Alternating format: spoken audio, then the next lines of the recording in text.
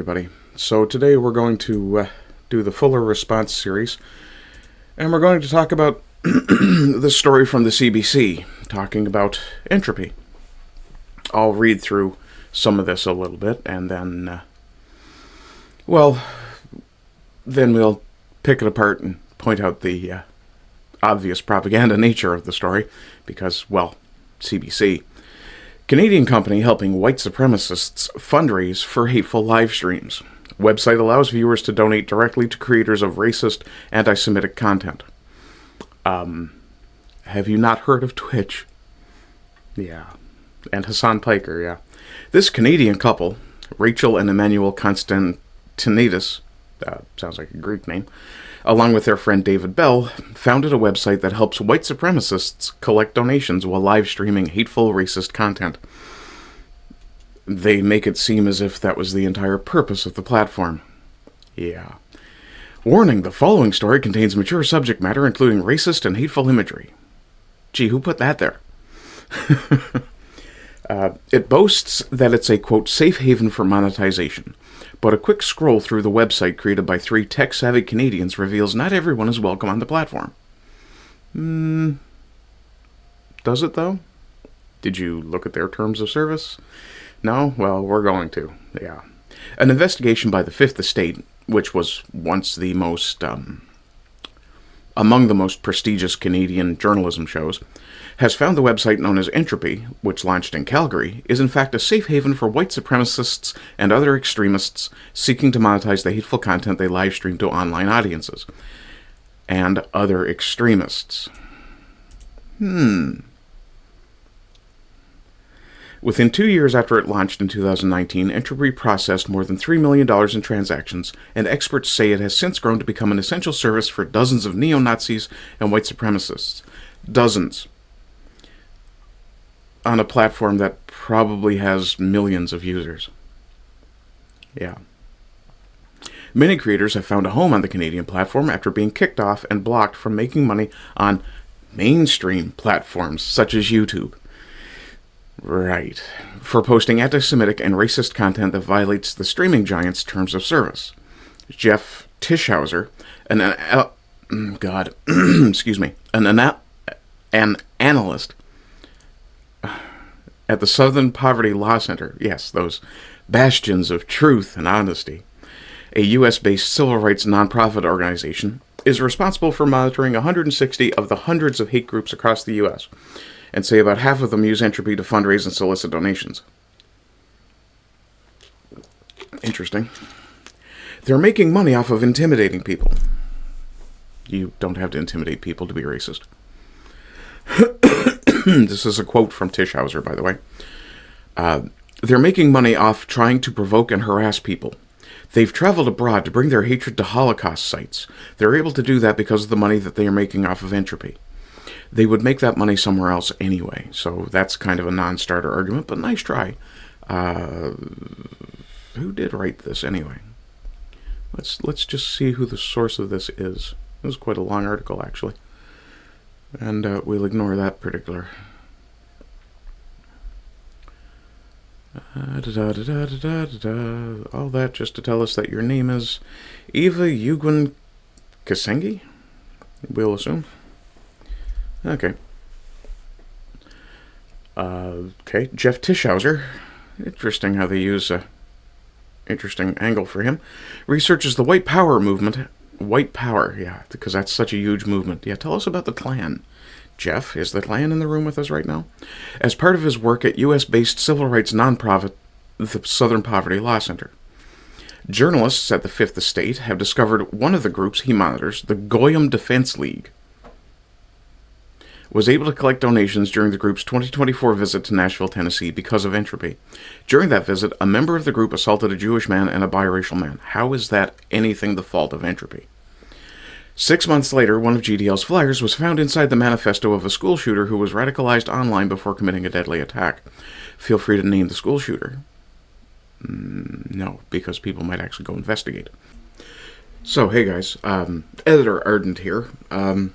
This is the school shooter. Yeah. Absolute white supremacist, this guy. More than a year after those incidents, members of GDL continue to make money from their hateful content through entropy. Again, if someone is making money through nefarious means on a platform, it's not the platform's fault. The Fifth Estate has also learned that the three Canadians behind entropy, Emmanuel and Rachel Constantinidis, and David Bell, have been in Tbilisi, Georgia since 2022 while maintaining a registered corporation in Alberta. Is any of that illegal? No. Makes them look bad, though, right? From left to right, that's Emmanuel, Rachel, I would assume potentially Georgian, given their name and the fact that they've decided to move to Tbilisi. And their brother-in-law, David Bell, launched the Entropy live streaming platform in Calgary in 2019. Dozens of Entropy users feature swastikas and other Nazi symbology in their usernames and profile pictures. How is that a problem? That doesn't reflect on the platform. Nobody is forcing people to watch that content. Including the numbers 88, a white supremacist numerical code for Heil Hitler, of course, and 14, a reference to a white supremacist slogan known as the 14 Words.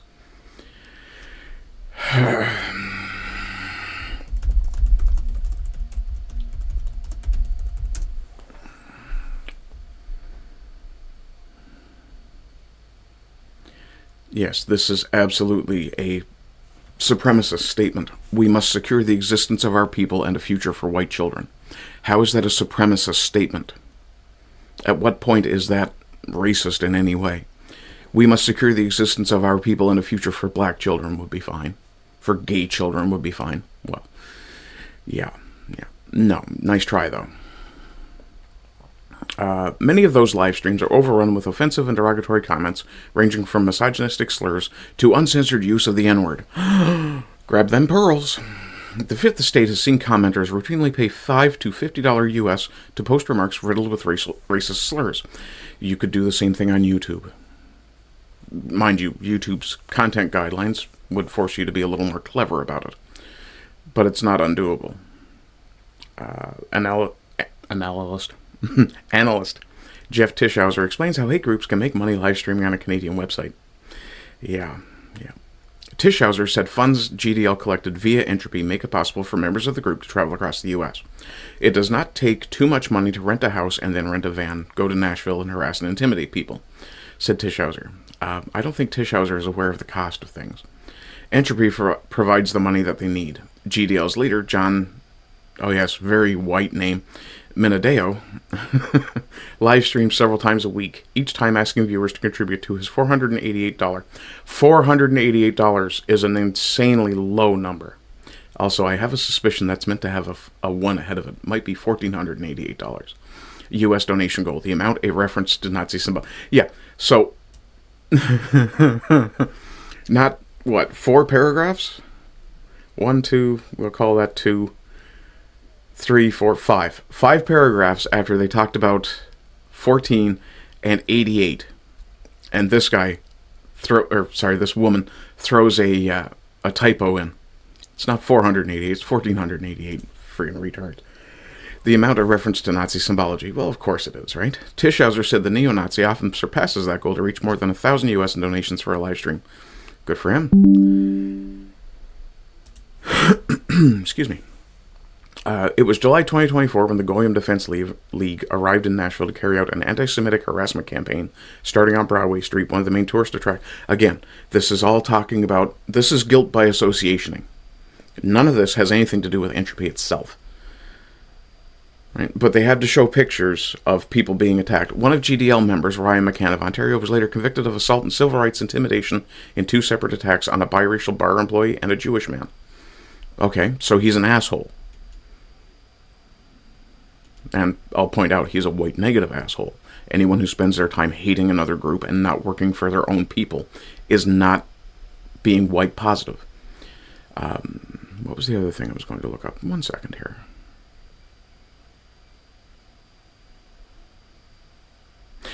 Yes.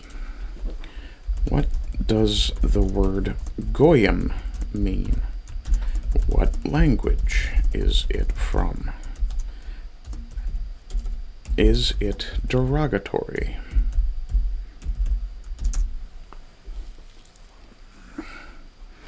Goyim is the plural of the Hebrew word goy, meaning nations or peoples. It originates from Hebrew and was adopted into English via Yiddish. While the term historically referred to any nation, including Israel itself in biblical texts, interesting, it evolved in post-biblical and rabbinic Hebrew to specifically denote non-Jews. So they're a white supremacist group who travel under the banner of just not being Jews. But that's white supremacist. Whether the term is derogatory depends heavily on context, speaker, and intent. In traditional Jewish usage, it is often a neutral descriptor similar to Gentile, but it carries pejorative connotations in many modern English language contexts and idioms. The phrase goyishi cap, meaning Gentile head or idiot. Yeah. Additionally, the term has been weaponized by extremist groups and white supremacists. Sure, it has.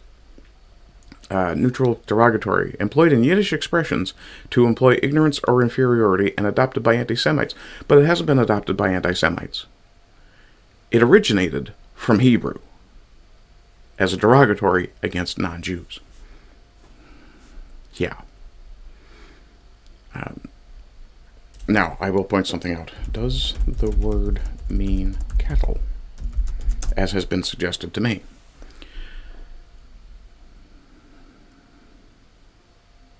No, it does not mean cattle. This is a myth and a common anti-Semitic canard. The actual Hebrew word for cattle is bakar. Goyim, okay, nation or people, okay, fair enough. But it still means non-Jew. So we'll scroll down some more. Throughout their visit to Nashville, GDL members filmed and live-streamed their harassment and assaults to online audiences. Okay, so they were committing crimes. The fact that they used Entropy to fundraise to go commit those crimes is no different than ISIS using YouTube to post beheading videos. I mean, you have to make allowance for the fact that sometimes things are different. Or sometimes,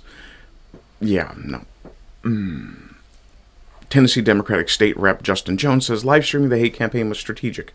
No shit. They wanted an instigation. It's almost like you're unaware of the fact that anyone who does anything on video is doing it for a reason. You know, kind of like I'm doing this to point out that CBC is tarring these people by guilt through guilt by association. Yeah. Fighting against censorship, say Entropy founders. The idea for the Entropy website started in Alberta with 3 graduates from the U of C. In 2018, the Constantinides,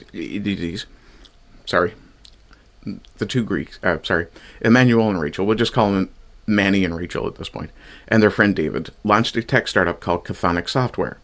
The following year, the company announced its main product was going live, a streaming website called Entropy that was marketed as a censorship-free space and safe haven for monetization. Let me ask you a question. Since you're watching this, you might actually be interested in this, but why would such a space be necessary if there were other censorship-free spaces and safe havens for monetization? YouTube isn't one of them. YouTube absolutely censors things. X censors things. Twitter at the time. Even Rumble will censor. In a 2019 Getting Started video, the company described Entropy as a place where, quote, streamers enhance interaction, avoid censorship, cut payment processing fees in half, and give viewers a more memorable experience. In other words, it was making it possible for people who were not journalists, like Miss, what was her name?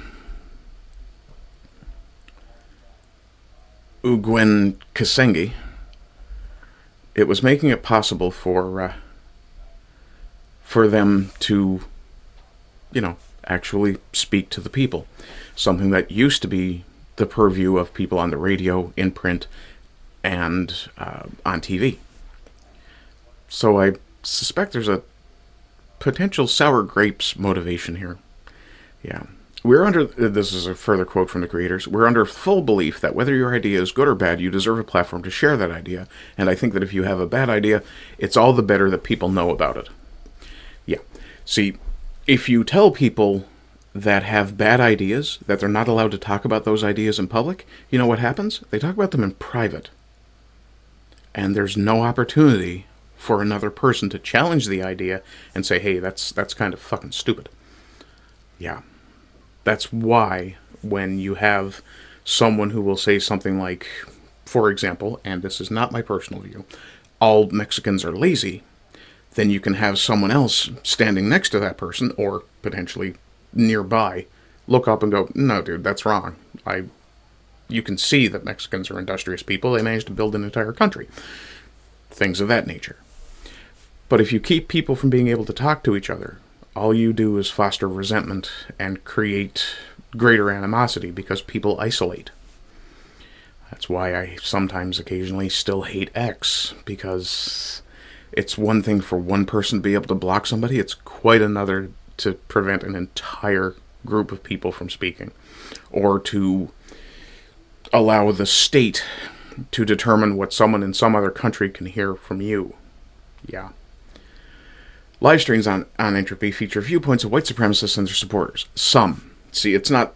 This is this is making it a totality statement. I'm not sure. Listen, I'm not a rhetorical guy. I'm just pointing out where I see flaws in this. So instead of using the phrase some live streams, they make it seem as if all live streams on Entropy feature viewpoints of white supremacists and their supporters. The website also accepts donations for recognizable figures like far-right American political commentator Nick Fuentes, who was debanked when he was barely into his adulthood, British neo-Nazi Mark Collett, who I'm not familiar with, Canadian conspiracy theorist Jeremy Mackenzie, the founder of the white nationalist group Second Sons, and anti-government group, oh dear God, Diagolon. Okay, if you're taking Diagolon seriously, I'm done with your article. Let's look at what Entropy actually has to say in their terms of fucking service. No stream sniping or impersonation. Anyone found impersonating another streamer or restreaming someone else's content without adequate commentary will have their Entropy channel deleted, and any earnings will not be paid out. No porn, no illegal activity. No illegal activity. Do not post any content that could be considered illegal in your country. Illegal activity will result in your stream being taken down or your account being suspended. It's kind of telling that, the reporter, Miss Ugwen Kasenge, or whatever her name was, that we were just looking at, didn't bother to take the time to, at the very least, investigate whether or not this was something Entropy actually stated. No, she'd far rather attack the platform that she perceives to have enabled racism. No doxing. Policy in terms of service may change. And you can connect directly with the developers. She could have reached out to them and spoken to their team, but doesn't look like at any point she did. In fact, just to make absolutely certain of that, we'll go back to that article. And we'll scroll down through for, let's try the word comment. Okay, we have comment. There's only 3 uses of the word comment. And of course, it's gone back to commentator. Let's try statement. In a statement, a spokesperson wrote that content moderation is difficult and that Rumble had taken down 2 videos flagged by the Fifth Estate. So they decided to go after Chris Pavlovsky, too, founder of Rumble, which is intentionally a free speech platform. But at no time does it actually say they reached out to... did they actually reach out to Entropy? No, now they want to target Rumble. Yeah. So it's not just Entropy, it's anything that isn't approved by the, for lack of a better term, mainstream. Yeah. The fight against online regulation. Rumble has also emerged. Okay, so now you're just tarring Rumble as well. Here's the thrust of this entire article. I've made it seem like Entropy encourages white supremacists through guilt by association methods. Now I'm going to drag Rumble in as well, because neither of them are approved by CBC. Let's ask a question. Does CBC have a Rumble channel? Now, for the record, CBC is Canadian Broadcasting. Rumble is a Canadian or was a Canadian platform. No, the CBC does not have a Rumble. Rumble is a Canadian-founded video-sharing platform, often described as an alternative to YouTube and popular with right-wing and anti-censorship communities. Can't imagine why. CBC has produced multiple news reports and videos about Rumble, covering its rise from a family-friendly startup to a platform hosting controversial figures like Alex Jones and Andrew Tate. Okay, Andrew Tate is an absolute piece of shit. Alex Jones, he's got his issues as well. But these are both men who were prominently featured and censored by YouTube. They could have gone to BitChute. Would BitChute then be hosting controversial content? Well, yeah. Everybody hosts controversial content. Controversy is how you get eyeballs. It's a rejection of a British government request regarding Russell Brand. Yeah, Russell Brand is streaming on Rumble as well. I don't really care. I barely look at Russell Brand. Let's see. And its role in spreading election-related disinformation. Yeah. For the record, I could get on YouTube and say, hey, the election in Canada was stolen. But does that make it real? No, absolutely not. Anyway, folks, that's where I'm going to wrap this up. You're free to make your own decisions, your own assumptions, assessments. But my assessment is this, that CBC, as an arm of the Canadian government, has been used to suggest, through guilt by association, that Entropy and Rumble, didn't even know Rumble was in the article. I had scanned the article, didn't see the Rumble section. But they're attempting to guilt by association these people.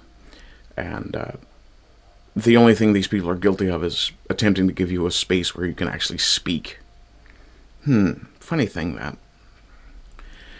Anyway, I hope you're doing well. I hope you continue to do well. And as always, rise and rise again until lambs become lions. Bye-bye.